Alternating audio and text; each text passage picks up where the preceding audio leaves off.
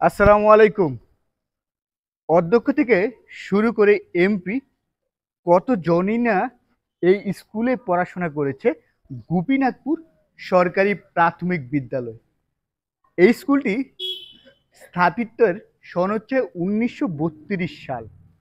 গোপীনাথপুর খুবই একটা ঐতিহ্য সমৃদ্ধ গ্রাম বলা চলে। গোপীনাথপুরে নেই এমন কিছু নেই।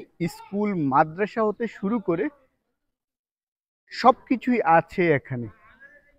৪বারের সংসদ সদস্য মরহুম অধ্যাপক মোহাম্মদ ইনুস সাহেবের এরিয়া এটি।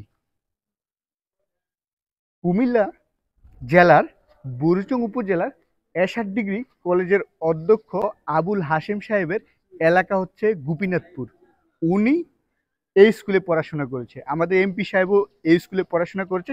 এই স্কুলের লোকজন এত এত ভালো জায়গায় আছে, প্রাইভেট সেক্টর বলেন, গভর্নমেন্ট সেক্টর বলেন, দেশের বাইরে বলেন, সব জায়গায় ছড়িয়ে ছিটিয়ে আছে এই স্কুলের অনেক ছেলেমেয়েরা।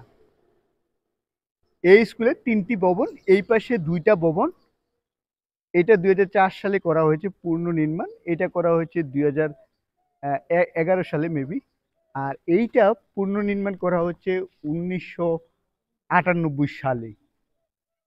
এই ভিডিওটা করার একটা উদ্দেশ্য হচ্ছে এই ভিডিও এই ভিডিও এই ভিডিওটা করার একটা উদ্দেশ্য হচ্ছে এই স্কুলটাকে যারা মিস করে তাদের কাছে পৌঁছে দেওয়ার জন্য।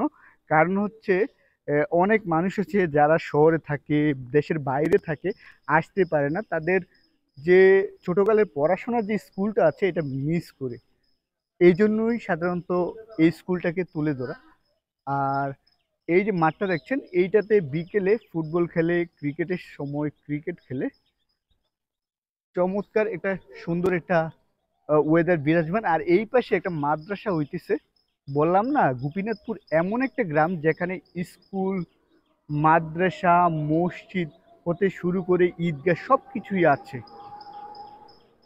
তো ধন্যবাদ, ভালো থাকবেন, সুস্থ থাকবেন, আর আমার জন্য বেশি বেশি দোয়া করবেন। যারা স্কুলটাকে মিস করেন তারা গ্রামে এসে ঘুরে যাবেন।